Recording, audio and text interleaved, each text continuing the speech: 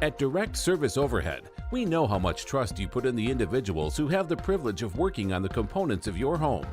We understand that a broken garage door is the last thing you want to be worried about, and most of the time, doors break at the most inconvenient times. Our professionally trained technicians service 24 hours a day, and our high-cycle parts are guaranteed to make a noticeable impact on your garage door without putting a damper on your wallet. If you're looking for need of assistance maintaining your current garage door, our team has the experience and expertise to deliver the results you deserve. Give Direct Service Overhead a call today or visit us online to learn more.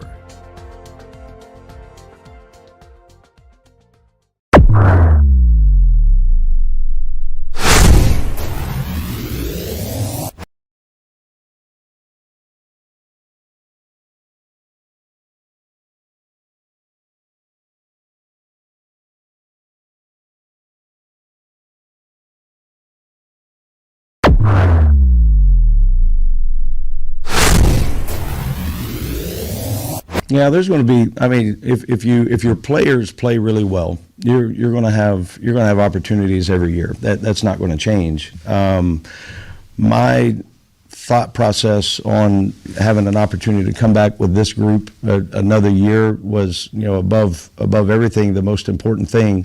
Number one, the culture that Sam Pittman has every day in our working environment, you can't beat it. I've not worked that many places, but you can't tell me it's better somewhere else. I think we've got a great administrative support. The fan base is the best I've ever seen. It's unbelievable. I believe with the team that we have, the way we've been able to recruit, my family is really happy here. I'm excited and happy to be here. I think we can achieve great success here. So all those things combined, if there's an opportunity for me to be I had opportunities as, in a couple of things this offseason to be a head coach again. I'm not going to go take a head coaching position again just to say I did it. I don't need that. My ego doesn't need it. I don't need it. I'm having as fun as I've ever had coaching, being here. And I don't know if fun has anything to do with it, but I enjoy getting up and going to work every day. The student athletes that I've got a chance to coach right now, they're bought in. They like to play ball. They like to practice. They like to compete. They're doing a great job academically. It's a fun group to be around. Someday, some year, if a head coaching opportunity presents itself, then I may go make a run at it. But it's got to be the right fit with the right alignment. And I feel like Arkansas is a special place. I feel like it is, for me and my family and what we have going on defensively and program-wise, it's the best job in the country for me right now. You've had opportunities. What's the appeal for you to be here in season 3? Head football coach Sam Pittman, working for him. University of Arkansas, State of Arkansas, and there's not a ton of loyalty in college football as far as coaching, but I felt loyal to Coach Pittman, give me the opportunity to be here, and obviously you got to look at everything from a career standpoint and what do you think is best, and I felt like I made the right move staying here and being with the guys and the coaches and the coaching staff and being able to keep all that intact is pretty unique. A lot of times you don't get that, and the players. I mean, having KJ back, it'd have been really, really hard to look at KJ and tell him that I wasn't going to be here. Just because I love the kid and respect him so much and want him to be able to achieve his goals. So being here for the players and the state and, raising a family here, there's not a better place to do that. So absolutely love it here and hope I can stay a long time.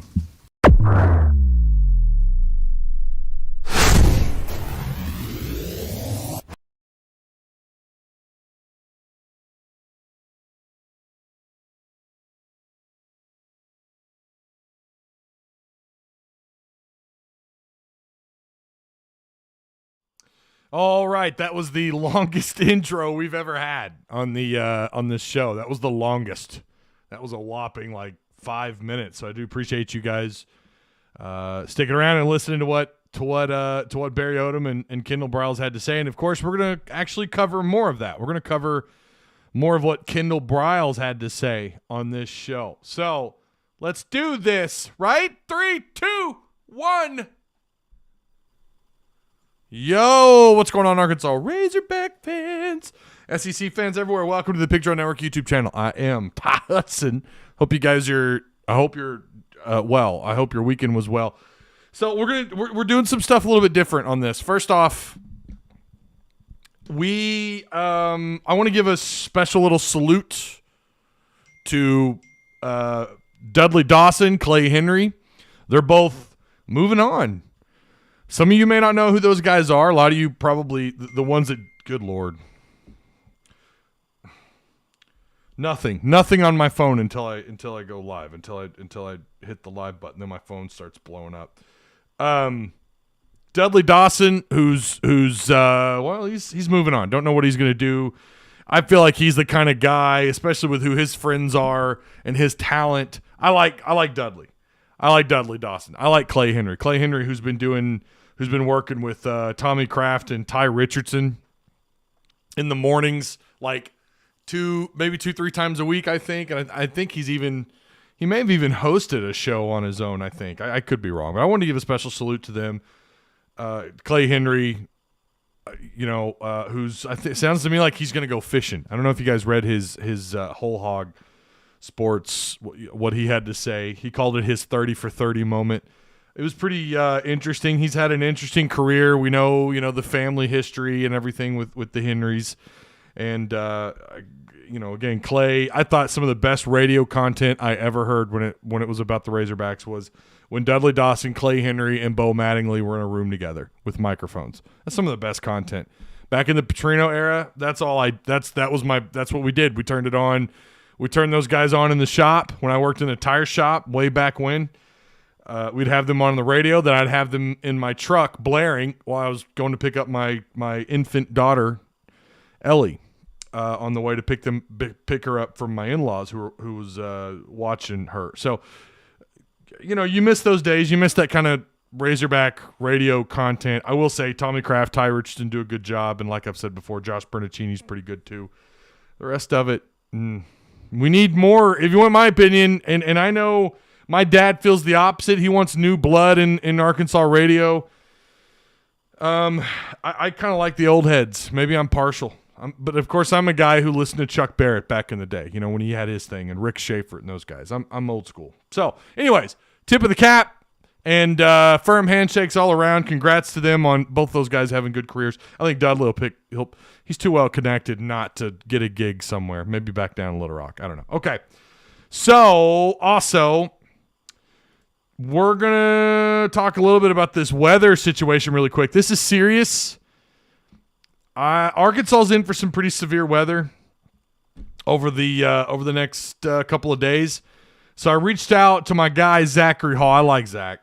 I call him my guy. He's just a good dude. I like what he does, and he's doing a good job at making sure Razorback fans. Sorry, making sure Arkansas fans have a good heads up on what's going on and what the situation could look like. He had a live stream this morning. I think it's pretty important.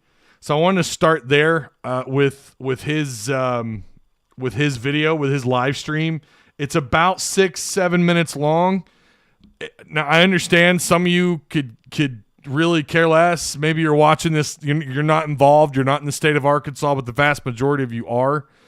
And I understand too, some of you are probably watching this after the fact. You're watching this well beyond. So feel free, skip ahead. Do what you can, whatever. I understand, but I want you guys to be safe, and I want everyone to have a pretty good heads up on what the weather situation is going to look like. This could affect Northwest Arkansas and Central Arkansas, River Valley, heading down to Little Rock. So I'm going to stream this this live stream that Zachary Hall, and if you don't follow him, you should. It's Zachary Hall, Arkansas Storm Tracker on Facebook, and it's the same thing on Twitter, I believe. So let's just get a good heads up on this. And then after that, after we get done with Zachary Hall's live stream, again, it's about 7 minutes, because I've kind of fast forwarded a little bit. He's waiting on people to join, and I get it. It's what I do here. It's what you have to do. You get everybody in the room, and you don't have to repeat yourself too much. So I skipped it a little bit. We're at about the almost minute 40 mark. It's about 9 minutes, but we're only going to catch about,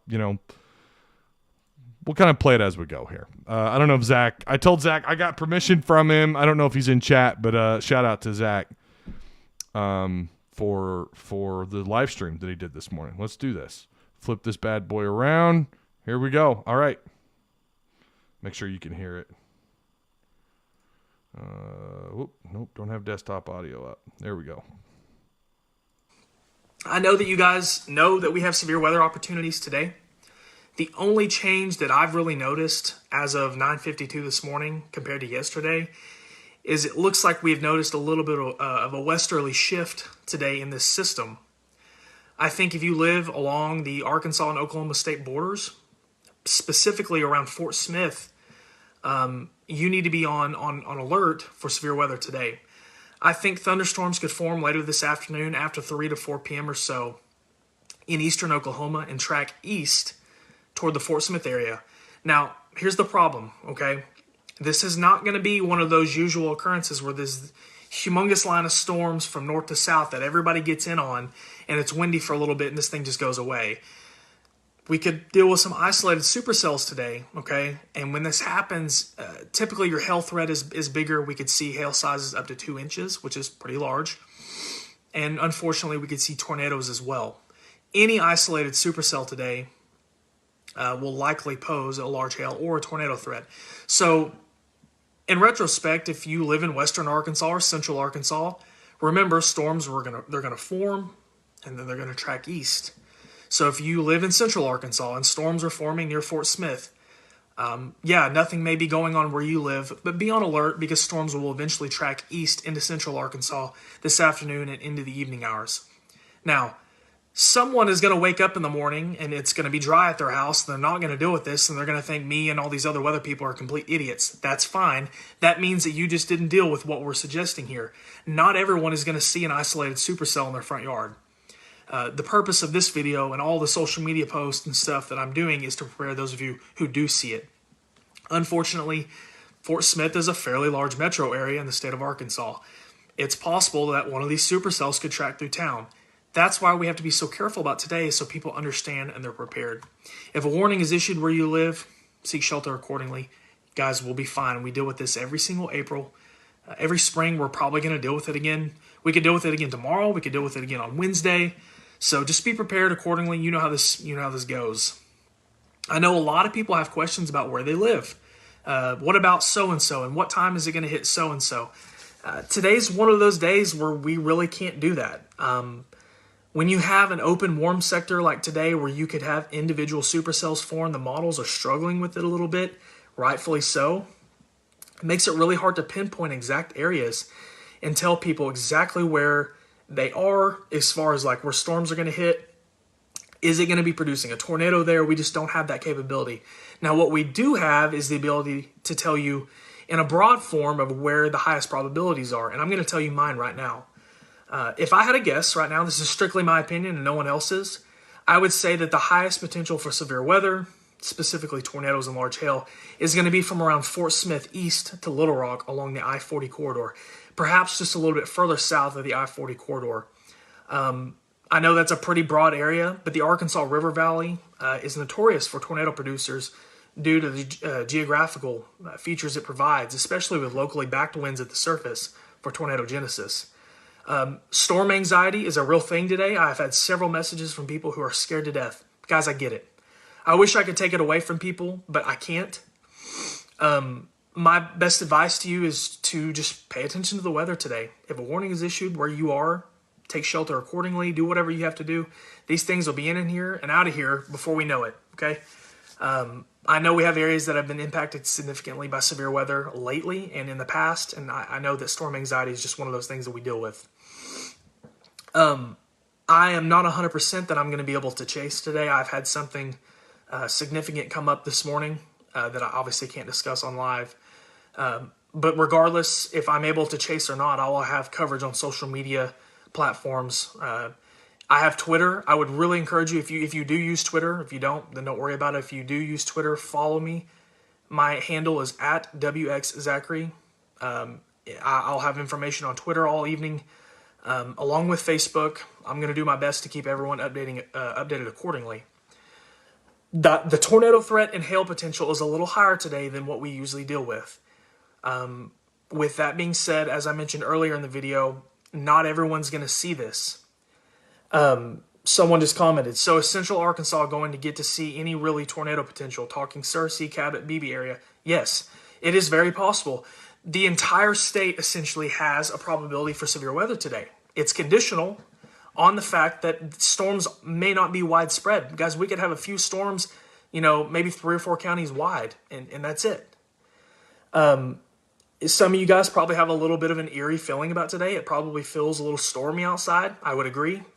As I mentioned earlier, I'm close to Fort Smith, so if you're close to Fort Smith, you can probably feel that moisture surging in. It feels like a severe weather day, and that's for good reason. There's a lot of moisture that's been streamed into the state today ahead of this system. I don't want to get ahead of myself, but we could have severe weather again tomorrow, and we could have severe weather again on Wednesday as well. Wednesday looks significant. Unless something changes, and it could, Wednesday really has my attention, especially in central and eastern portions of the state. We could have a really, really significant overlap of instability and strong wind fields conducive for tornadoes on Wednesday. Wednesday, to me, looks like one of our more significant days, possibly. So we'll see what happens. That could change. Today really wasn't looking like a huge day a few days ago, and now we're sitting here talking about significant supercells possible tonight. So, guys, this is a fluid forecast. Things are always changing. If I do chase tonight, I will have a live stream up. Just search Vortex Chasing on YouTube. Me and Frankie will be out and about chasing locally. This might be one of those days where I target where I live. So always an eerie feeling seeing all these storm chaser friends that I know coming to Fort Smith.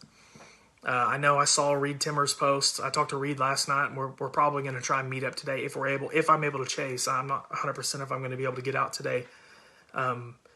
Regardless, I'll have coverage here. I'll make sure people downstream are aware of what's coming. And I really appreciate everybody watching. It means a lot. If you have messages or comments where you have concerns, feel free to message me. Make a comment on this live video. I'll do my best to respond to comments that I think would help prepare people. And I'll do my best today to prepare you guys accordingly. So thank you guys once again for watching. I'm going to get off here. I've got a lot to do, of course. It's one of those days. Thank you guys. Okay.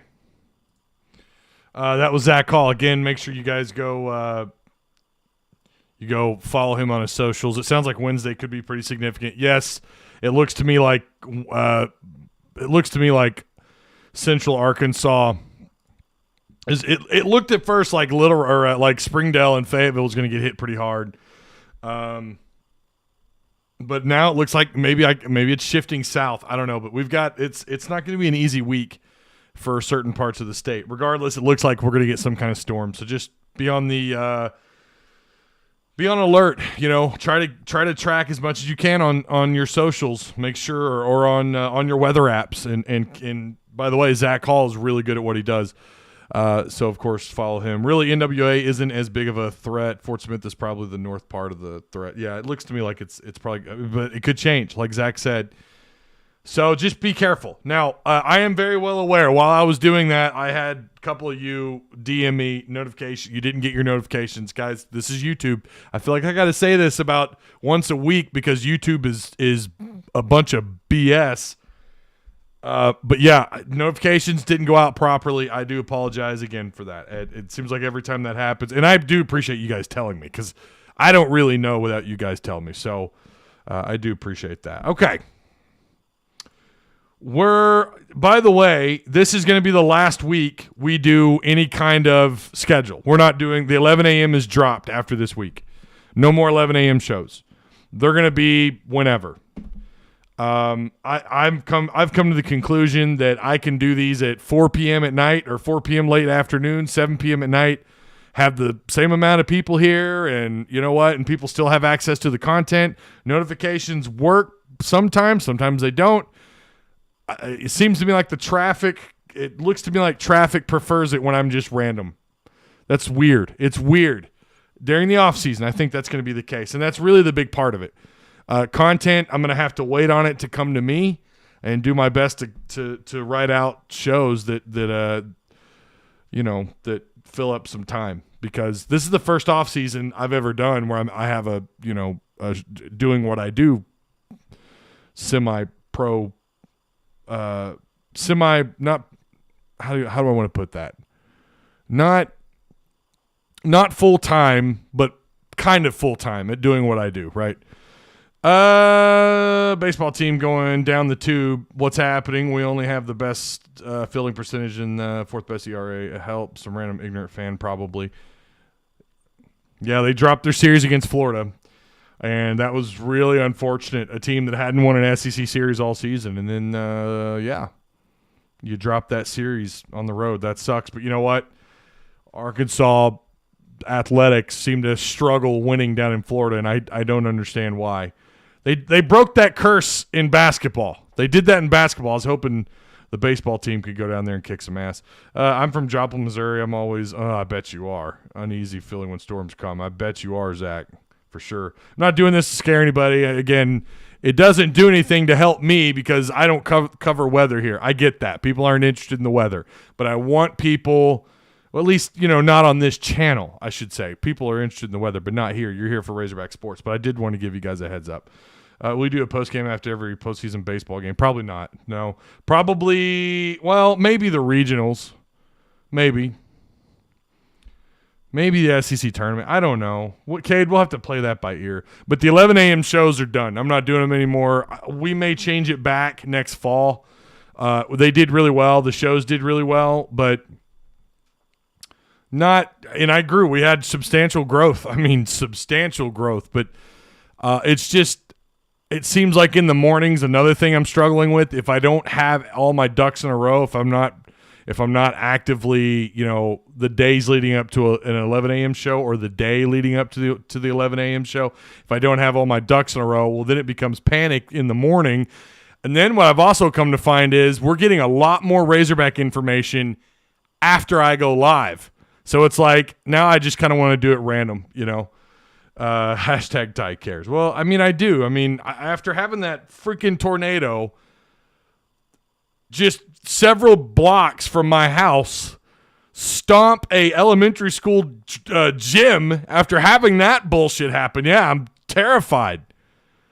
That kind of, I mean, I've always been a little fearful of storms. Who isn't? It's natural. We're humans.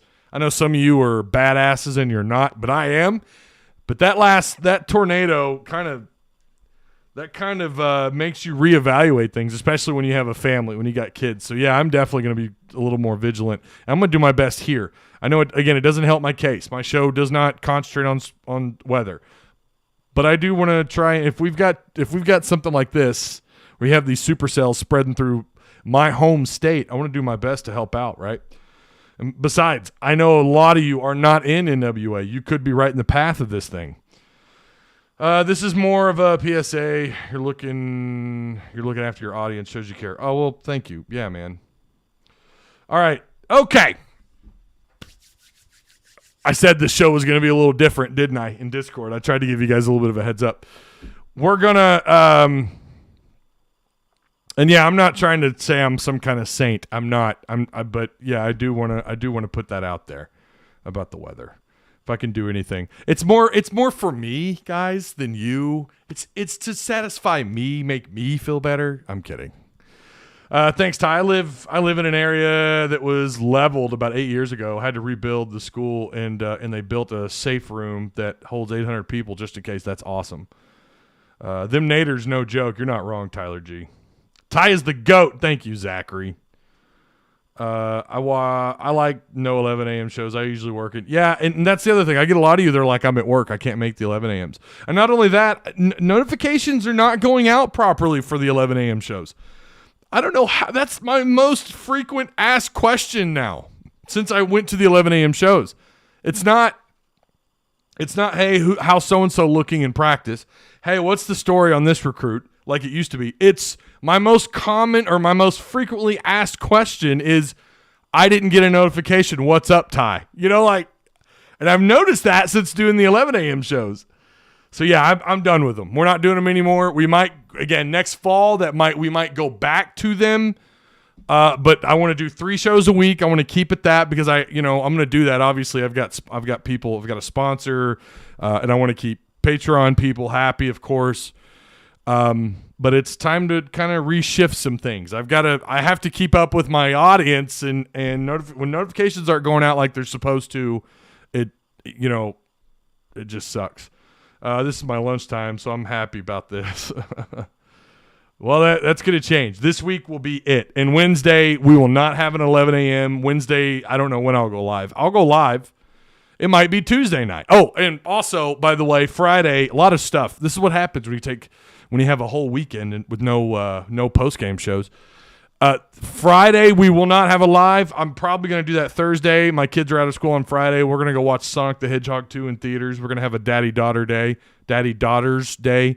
So I won't be live on Friday. But what I will do is, if I don't do a Friday 11 a.m. show, maybe I'll do an evening show or I'll do a Thursday night show. It's just going to be, again, just make sure you have you've clicked the notification bell. Hey, let's watch Kendal Briles. You guys want to watch this?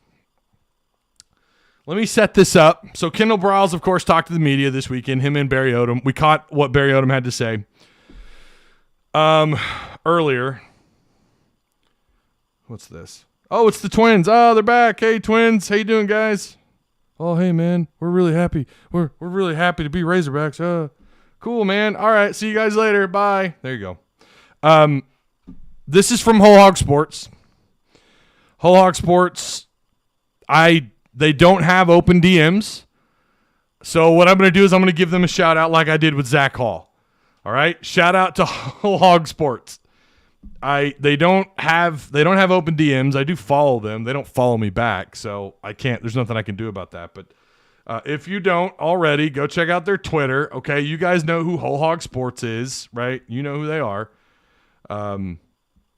Where, they've got some change going on wholehogsports.com. There's some change coming. I think we're going to see some younger talent come through here in the coming weeks, months, whatever.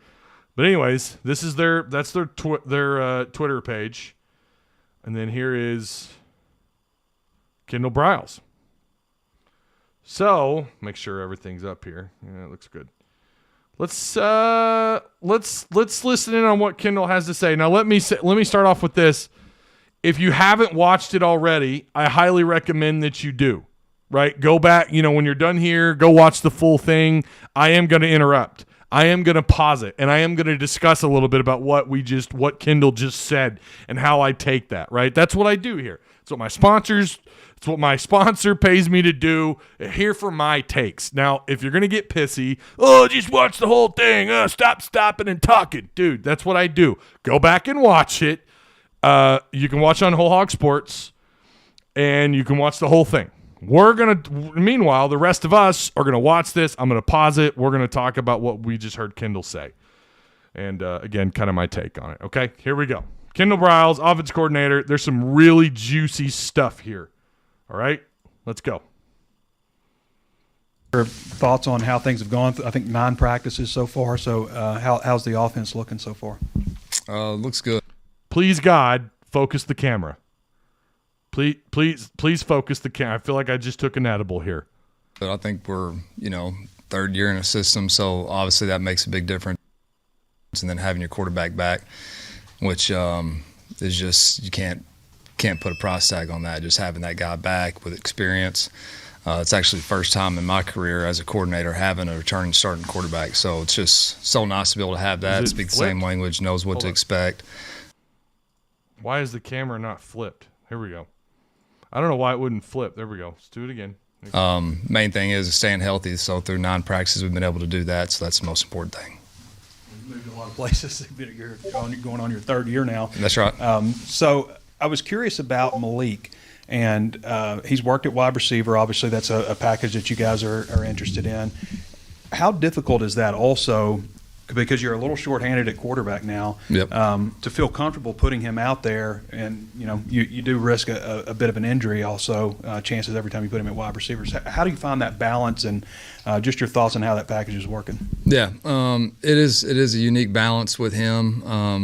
First of all, talking quarterback, just incredibly pleased with where he's at mentally over everything else. He's got the ability. We all know that. But taking care of the football and making good decisions is above all else, playing that position. So he's been able to do that. I'm really, really excited about where he's at.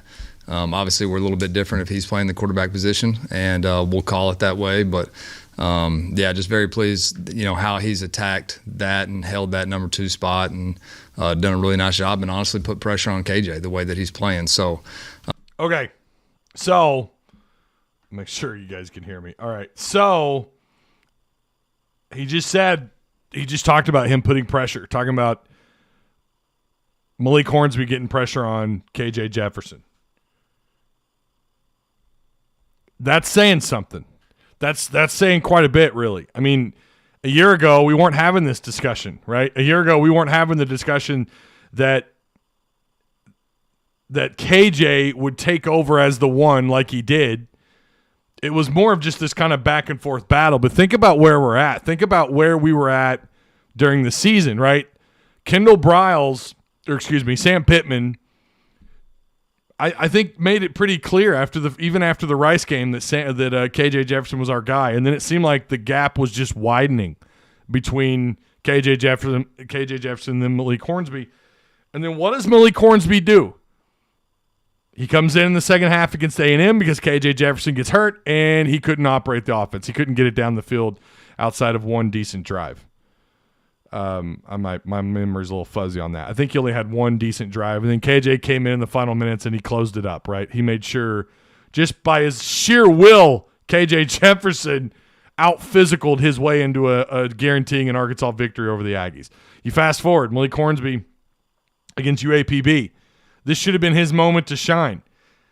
And now the media has kind of flipped. And I remember us having this conversation, like Malik Hornsby is just so far behind KJ Jefferson. He's so far behind KJ Jefferson.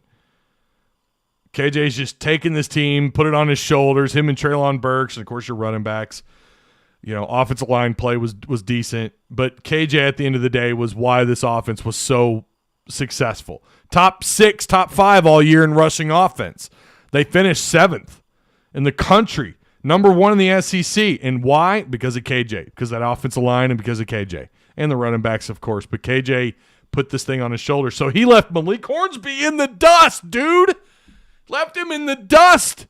So really what I should have said was as the year went on, you would have thought, and then, of course, going into the offseason, going into bowl season, we're talking about, now we're just going to move Malik Hornsby, and we're going to put a package where he's on the field. That was getting verified through the media, and then we saw it actually happen in the Outback Bowl. And then, of course, Malik Hornsby, had his moment there. But now we're talking about, is he moving positions? Well, Sam Pittman verified that. He talked about it on the radio up here, and he talked about it with the media. They are that was part of the condition in pulling Malik Hornsby, or accepting Malik Hornsby once he came out of the portal. Part of the condition was, okay, but you got to play a little bit of wide receiver. That was Sam Pittman's words, not verbatim, but those were his words. That's what he was alluding to. So now we're sitting here hearing Kendal Briles say he's on the heels of KJ Jefferson. Okay, resume. Really excited about what he's done there. And then he's such an elite athlete. And, he got 85 guys on scholarship just to try to get the best guys on the field to help you win. Obviously, we lost a lot of receivers, so trying to give a little boost to that room as well. And not doing a whole lot with him, to be honest with you, but just finding ways to be able to get him on the field and playing, several different positions. So that's what we've been able to do this spring. It's been good to look at. Hey, Kendal, Jaden Hazelwood seems like a unique talent. Wondering what you think about him and guys who've made moves in spring. Hazelwood's had a really good 9 practices. Very, if you talk to him, very mature, smart kid. So picking up the playbook and all those things have been really fast for him. He's a fast learner. You tell him something one time and he's got it. And, he's an experienced guy, so he's done it. He's played at a high level before he got here. And, you get anything close to him, he catches a football. He's got a little bit of a nagging injury with the shoulder that he's battled through the spring, so he's been in a green jersey for the most part, which is a non-contact jersey. So really pleased with what he's done from a mental standpoint. Him and Bryce Stevens have been splitting reps with the ones, and both those guys are competing. But Jaden definitely he'll be on the field for us whenever we go play. There's a host of guys that you can say have made moves, and the moves aren't done being made. So there's a lot of a ball left to be played here with these 6 practices, and then once we get in fall camp. So you can talk. I.e., the wide receiver 1 position is wide open. Wide receiver 2 is wide open. Wide receiver 3 is wide open. It's wide open. And you still don't have Centennial on campus, by the way, right? Your number 1 player in the state of Arkansas. You still don't have him on campus. Talk about all the positions and all that right now, but there's a lot of battles that are going to be out there, so that's probably going to be moving. We just talked to Barry about year 3 in this system and why he's back. You've had opportunities. What's the appeal for you to be here in season 3? Head football coach Sam Pittman, working for him. University of Arkansas, state of Arkansas, and there's not. I won't say there's not a ton of loyalty in college football as far as coaching, but I felt loyal to Coach Pittman, give me the opportunity to be here, and obviously you got to look at everything from a career standpoint, and what do you think is best, and I felt like I made the right move staying here and being with the guys and the coaches and the coaching staff and being able to keep all that intact is pretty unique. A lot of times you don't get that, and the players. I mean, having KJ back, it'd have been really, really hard to look at KJ and tell him that I wasn't going to be here, just because I love the kid and respect him so much and want him to be able to achieve his goals. So being here for the players and the state and, raising a family here, there's not a better place to do that. So absolutely love it here and hope I can stay a long time. Okay, so first off, Scott, I don't agree. I don't think that was coach speak at all about Malik Hornsby. You know why? Because the reports have been, and this is from media, this is from anyone who's had access to the games or to the practices through the 9 practices. Every one of them have watched him practice, and they all make the claim this is his strongest spring yet. No, I don't think that's coach speak at all. I disagree. Now, what he just said right there, this is why people think Kendal Briles is the next guy up. This is why people think Kendal Briles is positioning himself to stick around and to be the next head coach at Arkansas. You just heard what he said there at the end.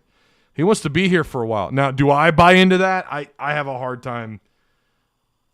I have a hard time believing he's going to stick it out that long, because who knows how long Pittman's going to be here. But you get it now, and it looks like he's got a big thing of dip in his mouth right there, doesn't it? He's got himself some chaw in his mouth. He's got the chaw in his mouth, y'all. Yeah, I just don't know, man. I don't know that I see it, but this is why you hear him say stuff like this, and it's like, wait a minute. Is that coach speak? Or is that, and maybe it is. Maybe it is. I don't know. But that was interesting to hear him say that. And, of course, the one thing you always hear people say is, oh, my family loves it here, the area, et cetera, et cetera. But he's still here after 3 years. I didn't see that happening. So I was wrong. I said you're not going to get both these guys for year 3. I just didn't see it, and I was wrong. So do I believe that he sticks it out long enough to be here, to be the guy, to be the head coach? No. I just have such a hard time seeing that, because I don't think Pittman wants to retire anytime soon. And does Kendal want to stick it out for another however long till Pittman retires, steps down, gets fired, whatever? I just don't see it. Too big of a last name. But when you hear stuff like this, it makes you think, right? Hey, Kendal, I was wondering specifically about Keytron Jackson, just what kind of spring he's having and what maybe you want to see from him, as you guys, get closer to closing this thing out in the spring. Ultra talented. Big guy. If you look at him on the field, he looks like an SEC West receiver. And honestly, he came here really raw. He's just kind of a raw player, but very, very athletic, a lot of explosion. And like I said, his big frame, he's 25-foot long jumper. He is playing as good as he looks now. So that's important. And he's catching the ball well. He's been able to separate. He's made contested catches. His mental side was not really where it needed to be last year, but it didn't have to be. We had some older guys that really he wasn't going to push enough to beat out. But he's done a really, really nice job. I think he's going to be a big weapon for us because he can run and he can go down the field and make plays. So I think he'll be as faster than anybody that we put on the field from the receiver position last year. Burks may disagree with that, but on the outside at least. Whoa! What? What did he say? Hold up. Let's rewind that really quick, man. What did he just say? He's talking about Ketron Jackson. A really nice job. I think he's going to be a big weapon for us because he can run and he can go down the field and make plays. So I think he'll be as faster than anybody that we put on the field from the receiver position last year. Burks may disagree with that, but on the outside at least. Oh. Cunningham was kind of underrated left tackle last year. Just how's that position, how's that looking for you this spring with Luke Jones and the other guys you've had there? Yeah. You said he was underrated? Yeah, maybe by, people, maybe not by you, but yeah, okay. He wasn't underrated for by, us. Just in general, yeah. People kind of look past him maybe. That's right, yeah. They look past him until they make a mistake, and then you look right at him. And so he limited a lot of the mistakes that we had protecting KJ's backside last year and did a really nice job in the run game. So those guys, Luke Jones has been playing that position. He's done a nice job. Luke knows that we've told him, physicality's got to be the biggest thing for him, and he's done a nice job of that this spring. Coach Kennedy does a fantastic job coaching those guys. But Luke's had a really good spring, and there's some good competition with that group. Really like where our O-line is right now, and hopefully Luke can continue to progress and stay healthy. Anybody else that you see contending there? At the left tackle spot? Mm-hmm. Latham, he can play there. He's gotten some reps there. We'd like to be able to keep him in at guard, but he is athletic enough to be out there and play. Tykees Crawford has had a really nice camp so far, but he's been on the right side just because we've been real smart with Wagner. Just make sure we're keeping him healthy. The guy's played a ton of ball. So Tykees has gotten a lot of those reps. But, no, I think Jones has done a nice job. Tykees would probably be the one if we moved over there that could really challenge him at this point. But where our needs are, those guys are split on different sides right now. Okay, question. Are you concerned about left tackle? Because there's some names not being mentioned here. And I get it, guys are kind of getting moved around. We're just getting through spring ball. But Luke Jones, who's been an interior guy since being at Arkansas, I think he was back and forth offseason as the starting left guard, and then he had to play backup, and he was kind of moved around a little bit. Sam Pittman even mentioned him playing center. Well, now he's out at left tackle, and they're talking about moving Tykees Crawford, who's been a backup behind Dalton Wagner. And by the way, last year he was supposed to be Dalton Wagner's backup. And when they had that opportunity, when Wagner went down, Crawford didn't play. They used Ty Clary. So we're talking about moving a guy, and I like Tykees Crawford. He's got 2 years left of eligibility. I like him a lot. I think he's a natural right tackle. But I think the coaches would agree because that's where they stuck him. That's where they recruited him the first time. Yeah, the left tackle from Georgia is in the portal. Is this a little bit concerning to you guys? Because for me personally, yeah, I think it's a little bit like, wait a minute, do they not know what to really do at left tackle? I mean, we're sitting here talking about, well, Luke Jones is our guy, but now we're flirting with moving him back inside, or we're going to move different guys out there, and we really only have a guy that played backup third string right tackle a year ago in Crawford, where he could maybe be the guy at the 2 spot. I'm not saying the offensive line, Ricky. I'm asking about the left tackle spot. Are you concerned? Because for me, if you ask me one area, Ty, on offense, what are you most concerned about? It might be left tackle. But here's the good news. You got a hell of an offensive line coach, and you got a hell of a former offensive line coach as your head coach. That's the good news, right? They'll sure it up. I think they'll be fine. But it's something to at least keep an eye on, especially during spring camp or the scrimmage on the 16th this weekend. And I do plan on doing a post-spring show, by the way. We'll kind of discuss what we see. Here we go. Coach, you mentioned having, this being the third year in the system, kind of making a pretty big difference. I just wonder how you feel like this program has progressed and this offense since you've been here. Yeah, I mean, program-wise, it's pretty awesome to be a part of, really.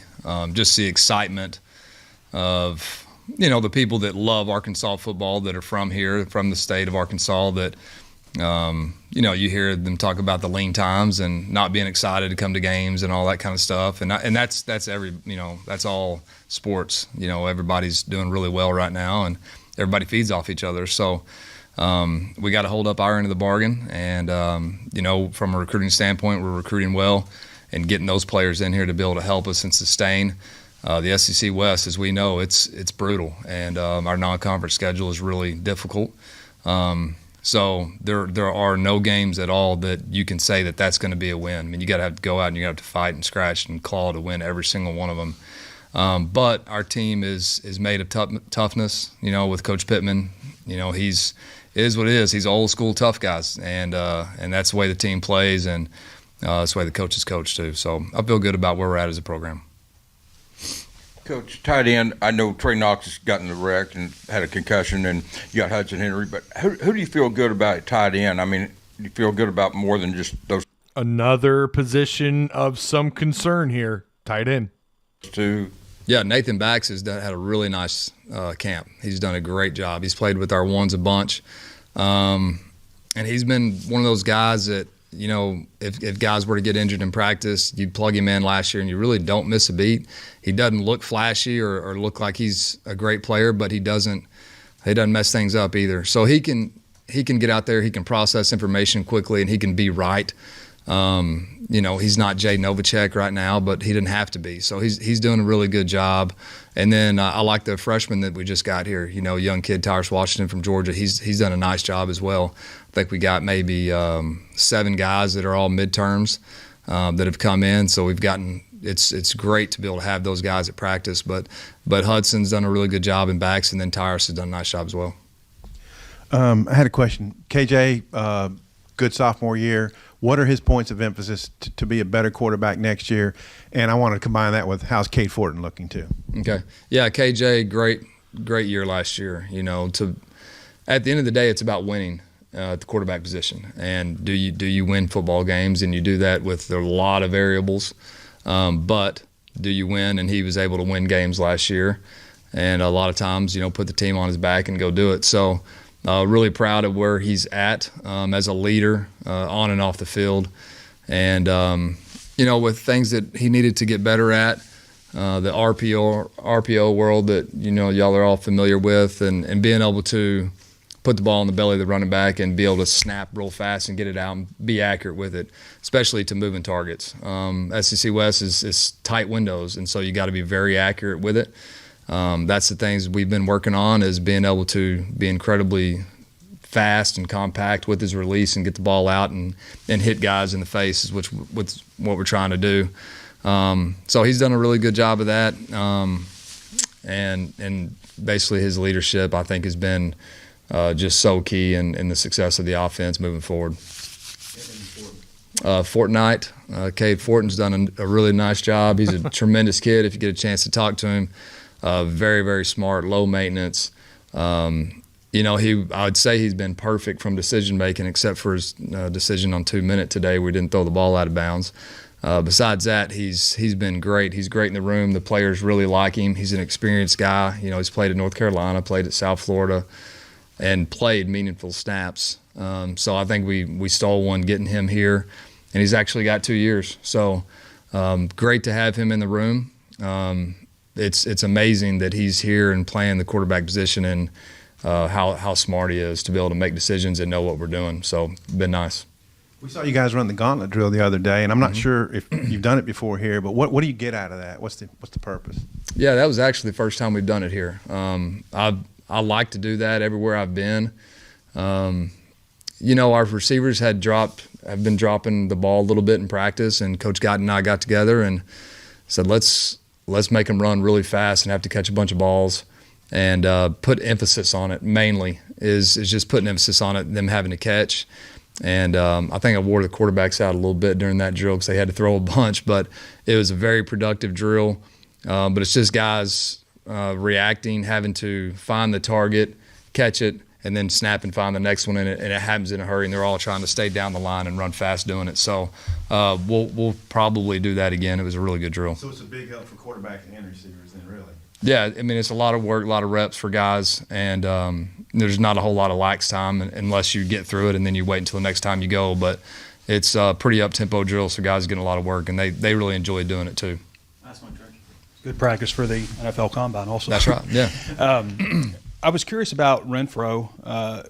When are you guys hoping to get him back, and how does that – I mean, is an ACL, August, September? When do you think you get him back? He's saying that he's going to be ready for fall camp. We'll see. Everybody heals differently. I think he's a little behind personally. I'd like to see him moving around a little bit better. But, we got great medical staff. They know what they're doing, and Dave Plansky's done a great job with him in his rehab. So he's going to end up being fine. He takes care of his body. The thing I worry about more than anything is just how thin you get, just because he's not able to be in the weight room, and he's a guy that needs it. Wish I had that so problem. that's what I worry about a little bit more than anything, and that goes on to being healthy fatter when he does get back, just having the weight and the muscle on him to support his frame. So he can throw the heck out of the ball, and he's really, really smart. So it's been good having him. He's got to get well. So we'll see how he progresses. And the second team offensive line, you got 4 starters returning on the offensive line, but I was curious what goes through your mind when you see, they average like 340 pounds per man. It might be the biggest offensive line in all of football. What goes through your mind when you see that second group trot out there? I like that 340 pounds to move a little quicker at times, because you got a bunch of big dudes out there that haven't been in the offense long, and so they're thinking. Obviously, Coach Odom defensively and what they're doing, there's a lot of different fronts and things that we're having to process offensively up front.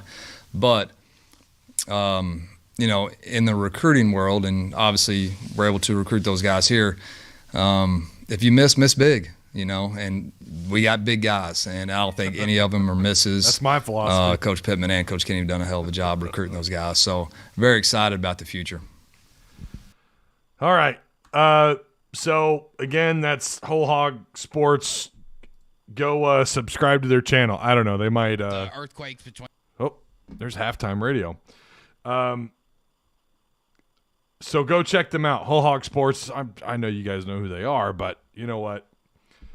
They might get a little unhappy with me with me sharing that, but I there is such a thing as fair use. So me altering the video by talking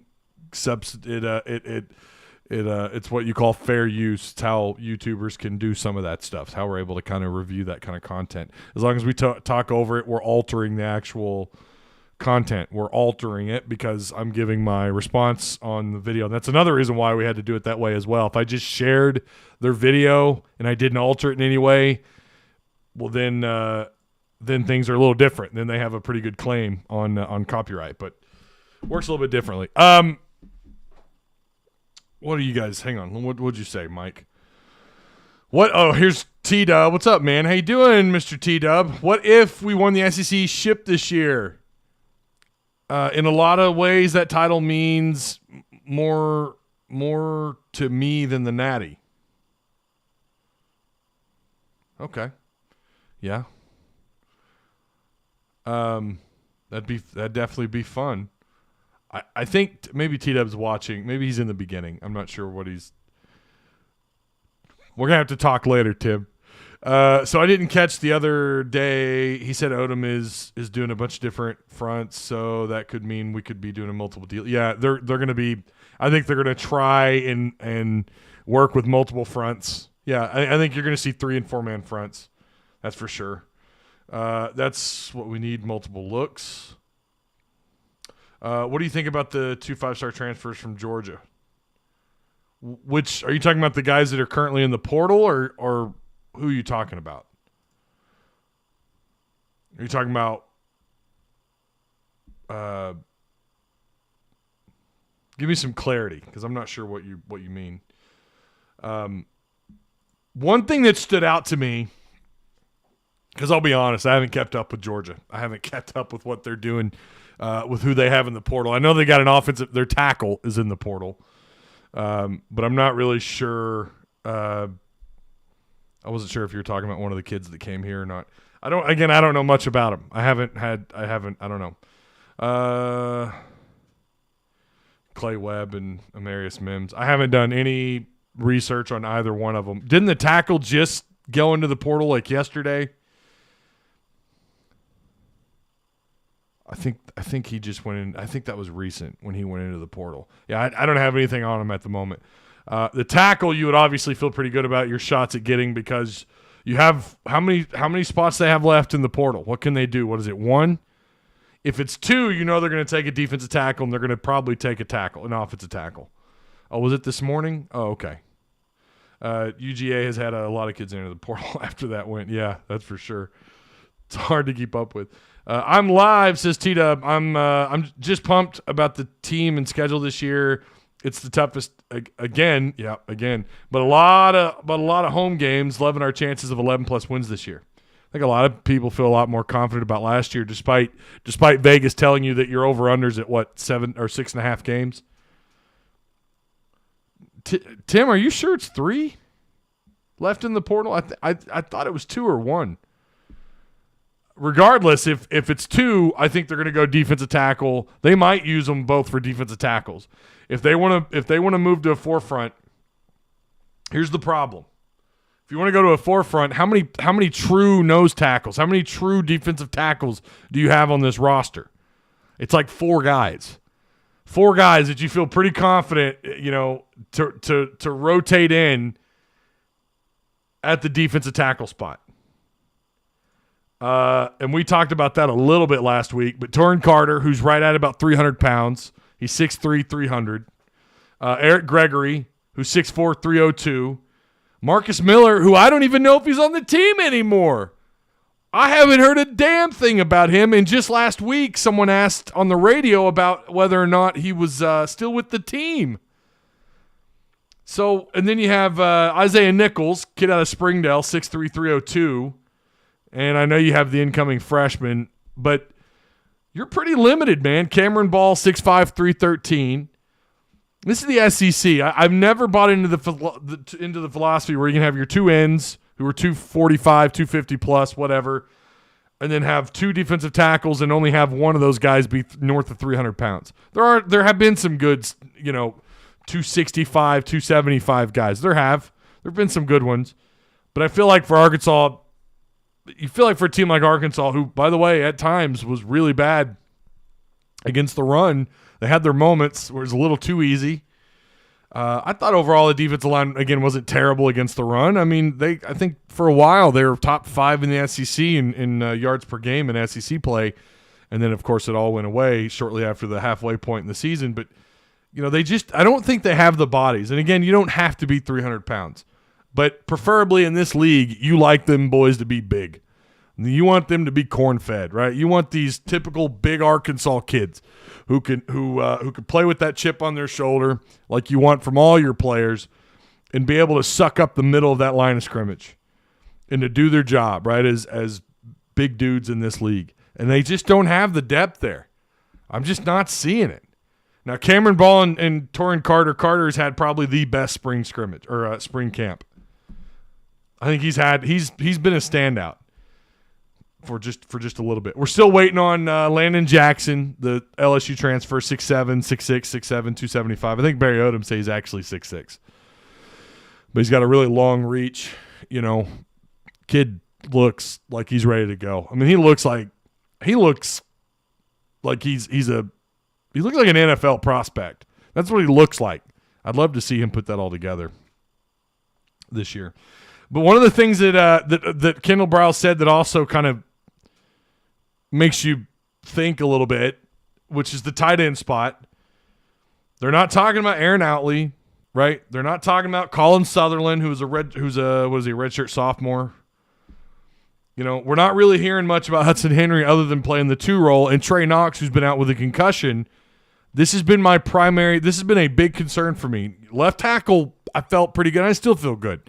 I feel fine. I'll say that. I feel fine about left tackle. I think they're going to get it summed up. You've got a very good offensive line coach, and you got Sam Pittman. They'll get that figured out. Tight end, I don't know, man. When you're talking about a true freshman, Ty Washington, who, probably a little underrated, 6'4", 221. But he's not a you need a Blake Kern type of kick-out blocker at tight end, a guy who you send in motion. And you know what? We're going to run right at you, whether it's with the quarterback or the running back or whatever, out of the RPO. And you need a tight end that can just lay somebody out or get a good key block or good kick-out block. And you've only got maybe one guy on this in the tight ends that can do that. Dax Courtney, the other freshman, is 6'6", 220. So he mentioned Nathan Bax, who is your heaviest tight end outside of Aaron Outley. Nathan Bax is 6'4", 260. Now, I thought I remember someone saying a while back he was actually about 6'3", 265, but they have him listed here at 6'4", 260. He's a big dude. He's going to wear number 89, so we'll keep an eye on what they're doing at tight end, but that was fascinating to hear him talk about Nathan Bax being in that position. And then he mentioned Katron Jackson and his speed, claiming that he's the fastest player of the receivers from a year ago. That was interesting. That was very interesting. So, yeah, some key things there. I thought that was loaded. I thought what he had to say. In fact, I thought he was a little bit shorter in his time than Barry Odom, and I felt like we got just as much, maybe a little more. Made a lie. What's up, man? The Drooby Dooby Doo show. Oh my God, y'all! That's a good name. It is now a doubleheader for UAPB tomorrow. Oh, okay. Well, I'm kind of surprised they haven't canceled it altogether, to be honest. That's not counting that you've had to hit the portal last week that you can now borrow against. Y'all Will Smith the like button. Saw Miller in the video from Saturday. I guess what I'm saying is you're not hearing his name. He's not someone who's talked about even in the 3 deep. He never made the 3 deep a year ago. I'm not so sure he's someone they feel comfortable with at the moment. We still got a lot of spring left. We still got fall camp left. But I don't know. There's kind of been rumors that people thought he might actually hit the portal, but he's still here. He came in with Traylon Burks out of Warren. I think Odom said that Ty Washington was pretty good at blocking. Yeah. What concerns you, though, is that size, right? We're not talking about a 6'4", 260, 255 guy. That's kind of what you want. That's the body size you want of a tight end if he's going to play that role in this veer and shoot. He's got to have some athleticism. He's got to have some quickness. He's got to be able to catch the ball out in the flats, but he's got to be able to kick, and he's got to be able to be a key blocker and a lead blocker. It kind of takes up the role of the fullback a little bit, right? You need someone with some muscle, with some poundage behind him. Yeah, I just said that. That is 2 7-inning games because of the weather today and tonight. Blake Kern's replacement, big-bodied run block and tight end. Yeah, that's what Bax is. Interesting what KB said about the receivers' drop passes. Glad to see it's getting addressed. Yep. Drop alike. And said Ty Washington says that he likes to block and put people in the ground or something like that. Yeah, I hope he is the guy. I hope he can block. I don't know about being 220 pounds, going up against these monstrous 6'5", 280-pound defensive ends in the SEC. We'll see how he handles it. Sup from Montana. It is, speaking of Montana, we just finished 1883, and we just started up Yellowstone. God, man, those shows are brutal. It is 36 and snowing here today in Great Falls. So glad I moved up here. Odom mentioned Stewart on the D-line. When that kid breaks out, it will be big. 4 months can pack on a few pounds. Yeah, I hope so. Well, they're going to have to. Ty, basketball schedule next year with number 2 Arizona in Maui tournament and possible number 5 Baylor in Big 12 challenge will be insane. Yeah. I'm the new guy on Discord. Love the Discord talk. Oh, yeah. You like the last Discord talk. I'm glad you liked that. We kind of did the same thing in our last Discord. I say it all the time, but and I'm glad you bought in on the chatter about Discord lives because those are fun. Those are really a lot of fun. Blocking in high school and blocking in the SEC will make a basketball player out of you. I hope Jashad Stewart becomes a star on defense. He's kind of the guy you've been waiting on. He's the guy I think a lot of people have been waiting on to just blow up, right? Any word on Catalan? He's still limited. I think he's participating, but I think he's limited. I think they've got him in a green jersey or no contact. I'm pretty sure. I've watched a little bit of what's been out there, what's been put out there by the media. And I don't really recall seeing him in a lot of them. Maybe he's participating in drills, but he's not participating in contact. It might be something like that. So, welcome to Discord, though. The Drooby Dooby, Drooby Dooby Doo Show. Thanks for joining Discord. If you guys haven't already, you need to be in there. Again, not just for the lives; those are fun too, but just in general, they're a lot of fun. There you go. Here's the link. There's the link. All right. Again, be careful today. Be careful the next couple of days. We're going to play it by ear. That's how we'll probably put it for this week. We're going to play it by ear on the shows. Just make sure you're subscribed. Make sure you have the notification bell clicked and all that good stuff.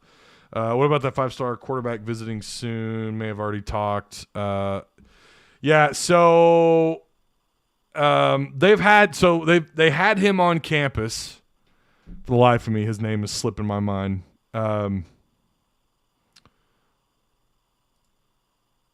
What is that kid's name? Why is that slipping my mind? Hang on. We're gonna get him. We're gonna pull him up here. I know who you're talking about.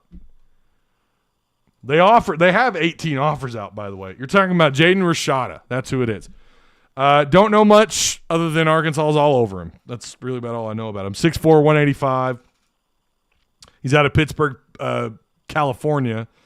It's hard to go into California, man, and take someone like that. He's in on a lot of schools. There's a lot of programs. I haven't heard anything about his actual interest level with Arkansas. I think a lot of people feel, pretty good. Malachi Singleton, I think, is the guy that people seem to think we're going to end up with. You still got Marcel Reed, the 3-star kid out of Tennessee, 6'1", 175. Malachi Singleton's 6'1", 220. Singleton can run. That dude runs through and over people. I was pretty impressed with his ability to take off and run. Are we going to watch Odom? No, that one's long. I wanted to do Kendal. We might be able to do Barry Odom on Wednesday. Maybe that's what we'll do. We'll break down kind of what Barry Odom has to say there. So, Woo Pig Suey, let's go. Razorbacks this year, says Delta Folks 74. Yeah.